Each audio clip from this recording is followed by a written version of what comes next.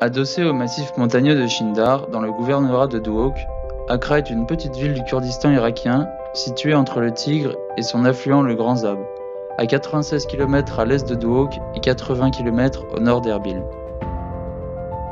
Pendant longtemps, la ville d'Accra a dépendu du diocèse chaldéen d'Ahmadiyya.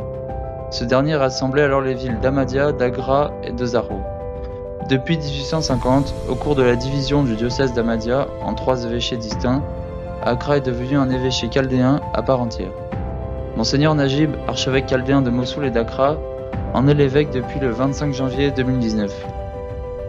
Du haut de ses 799 mètres d'altitude, la cathédrale Mariam al-Adra surplombe aujourd'hui encore l'ensemble de la ville d'Accra.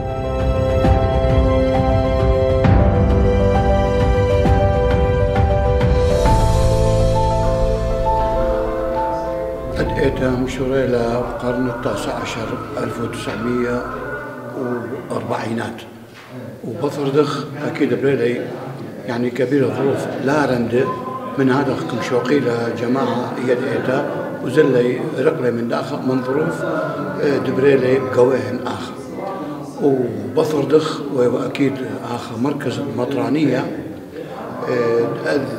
أبرشية حقه الزيبار من خمشي اشتشنا وهم في الليلة ظروف لا رند هم أن تحولات كلها بريلة بقويهم ورجع لي كمشوقي لأوزلة وهذا خم مطران خن ثيوة لي بوقتها في التسعينات أثوى مطران وهي مسؤول يعني إلا بس ناشئ أثوى آخر وأن ظروف في الليلة قاود أض منطقة ناش شقلي كل من دي وزلي ودها أكيد يعني شكيرة علىها يد جماعة SOS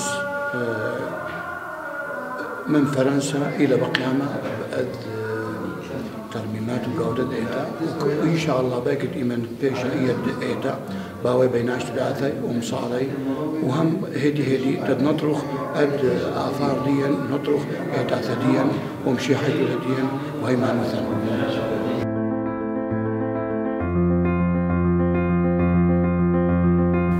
Alors tout d'abord, il faut s'imaginer qu'à l'époque de la construction, la cathédrale Mariam el-Adra est entièrement encerclée d'un mur. Ceci est potentiellement l'un des porches qui permettait l'accès à la cathédrale. Ce qui nous laisse penser ceci, c'est qu'il est totalement encerclé de gravures en syriaque.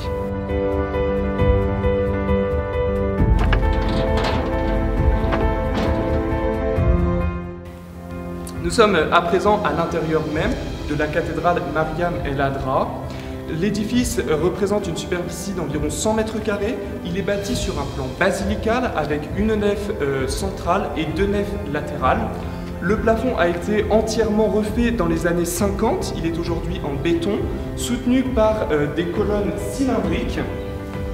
Les plafonds des nefs latérales est légèrement en dessous du plafond de la nef centrale, permettant ainsi la percée de fenêtres, permettant l'entrée de lumière. Les murs de la cathédrale sont particulièrement épais, comme vous pouvez le constater ici à l'ouverture de ce mur. À l'extérieur, ce sont des pierres de taille. À l'intérieur, nous avons un moellon de pierre qui a été totalement mis à nu par les volontaires. Il ne reste aujourd'hui dans la cathédrale que 2 vestiges d'autel. Ici, le maître-autel principal, anciennement maître-autel à degrés, quasiment adossé au mur oriental. Et dans la nef latérale droite, il reste le vestige d'un ancien autel. Monseigneur Najib me confiait que l'existence de ce deuxième autel s'expliquait par le fait qu'auparavant, il n'était pas possible pour les prêtres de concélébrer. Il pouvait donc y avoir dans cette cathédrale simultanément 2 messes. Il reste aujourd'hui dans la cathédrale 3 plaques de marbre particulièrement intéressantes qui sont incrustées dans les murs et qui comportent des gravures en syriaque. Voici la première qui représente donc un blason avec des armoiries chaldéennes. Voici la deuxième plaque de marbre entièrement gravée d'inscriptions syriaques. Enfin, voici la troisième plaque de marbre qui est fissurée ici, comme vous pouvez le constater. Elle comporte également des inscriptions en syriaque et parmi celles-ci, on peut lire Notre-Dame du Rosaire. Je me trouve ici juste à côté d'un ancien tympan de la cathédrale qui lui-même est également entièrement gravé d'inscriptions syriaques.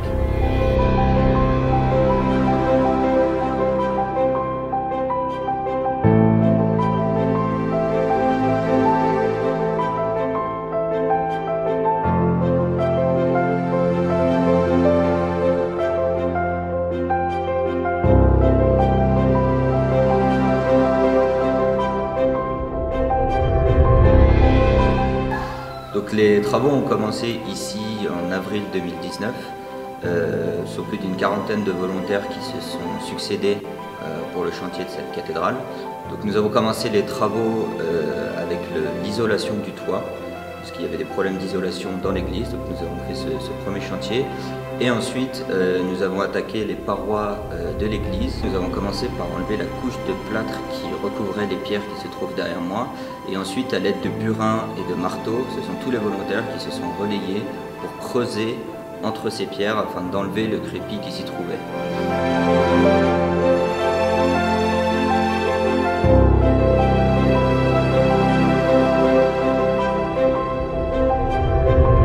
Aujourd'hui, nous rencontrons différents entrepreneurs locaux, notamment du village chrétien de Panassor, pour discuter de la bonne conduite des travaux.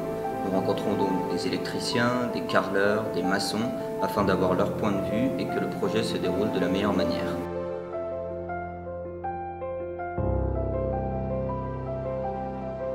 To renovate this place, I mean the church, is very important for Christian people here, for Christian community.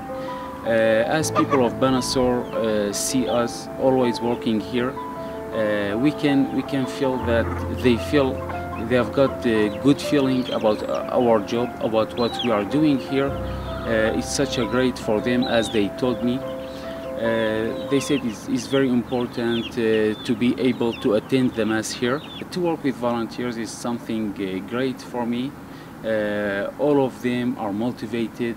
All of them are very excited to come here to work, to help our community, especially for this project. So this thing can give us strength to keep going, to work hard and harder, to do our best. Donc les volontaires de SOS Chrétien d'Orient travaillent sur ce chantier de cathédrale d'Accra sur demande de Monseigneur Najib. Ce projet est vraiment important pour l'association car pour nous la rénovation du patrimoine culturel et encore plus religieux est un moyen d'ancrer la population chrétienne sur le long terme, voire le très long terme. Nous espérons que de nombreuses messes seront célébrées dans cette cathédrale dans le futur, ce qui permettra à la population de retrouver espoir et de revenir, nous l'espérons, dans cette ville qui fut désertée.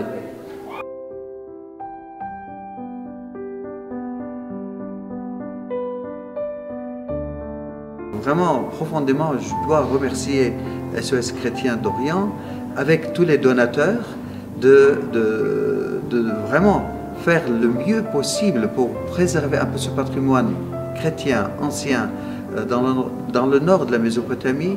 C'est pour montrer aux gens et au monde entier que nous sommes là comme chrétiens et nous voulons rester et continuer à être là.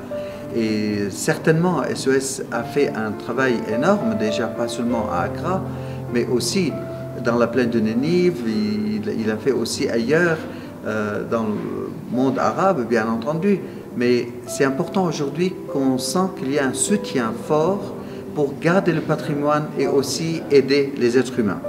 Et ce que j'aime bien, et c'est important, c'est qu'on voit les jeunes qui travaillent par leurs propres mains, des jeunes Français et Françaises qui viennent ici, des bénévoles, qui donnent d'abord leur cœur avant de donner leurs muscles pour restaurer cela, pour vivre aussi avec la population, les faire chanter, danser, prier ensemble, leur apprendre des métiers, peindre les maisons dans la rue. Donc ça florisse un petit peu la vie chrétienne dans ces villages-là. Donc un grand merci pour SOS.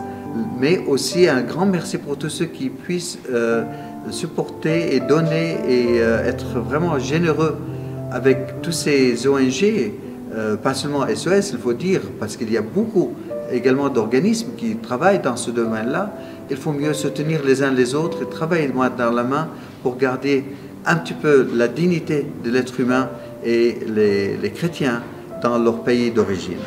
Un grand merci.